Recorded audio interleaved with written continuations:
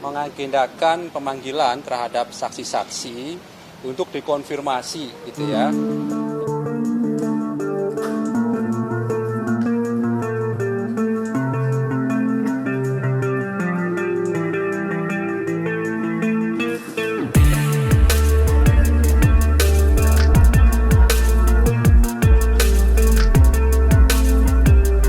Yang sedang KPK lakukan dalam proses penyidikan dugaan korupsi di Kementerian Pertanian. Tentu kan setelah melakukan penggeledahan kemarin ditemukan banyak bukti-bukti baik itu uang cash gitu ya, rupiah maupun mata uang asing di mana rumah dinas menteri yang teman-teman juga sudah sebagian mengetahui jumlahnya lumayan besar ya, kurang lebih 30 miliar itu, termasuk juga dugaan senjata api yang sudah diserahkan pada Direktorat Intelkam di Polda Metro Jaya.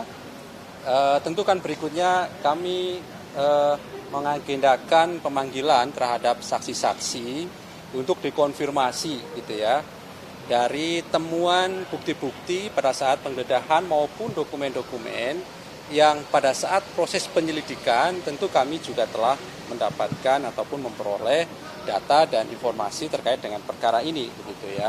Oleh karena itu betul hari ini tadi kami memanggil 3 orang ya, ada sebagai saksi tentunya ada Febri Diansah, kemudian Rasamala Ritonang dan juga Donald Faris, yang ketiganya berprofesi sebagai pengacara ya, begitu. Itu yang kemudian kami panggil. Jadi bukan statusnya sebagai pengacara seseorang gitu ya, tapi memang pekerjaannya yang kami tahu dalam surat panggilan adalah seorang pengacara. Sekali lagi bukan kapasitasnya sebagai advokat, sebagai pengacara begitu ya, tapi memang kebetulan pekerjaan dari yang bersangkutan adalah yang kemudian kami tahu di surat panggilan adalah sebagai seorang pengacara.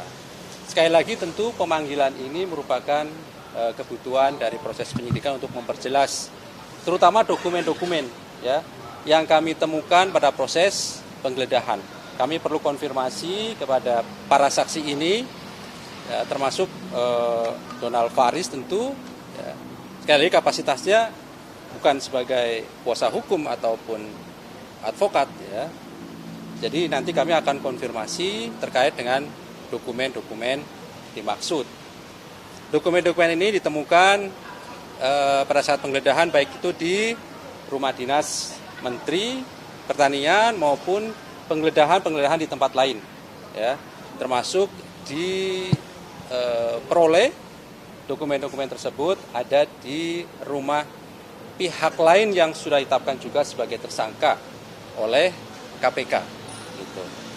Jadi nanti kami pasti akan update perkembangan dari pemeriksaan para saksi ini tentunya seperti biasa dalam perkara-perkara yang lain.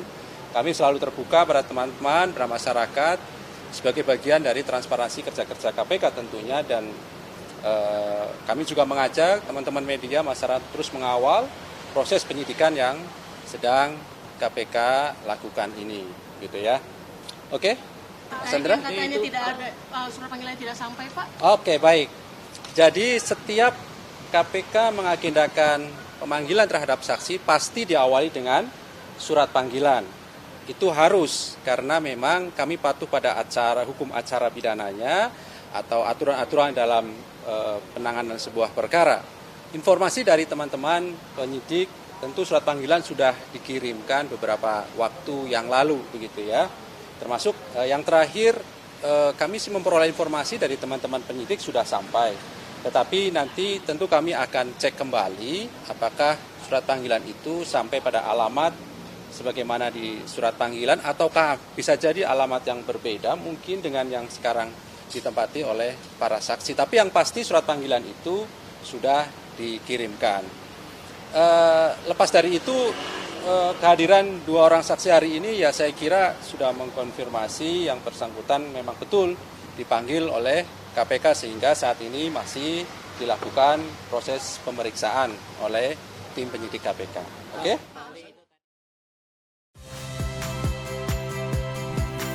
Saya Viliria Bella. Saksikan program-program Kompas TV melalui siaran digital, pay TV, dan media streaming lainnya. Kompas TV, independen, terpercaya.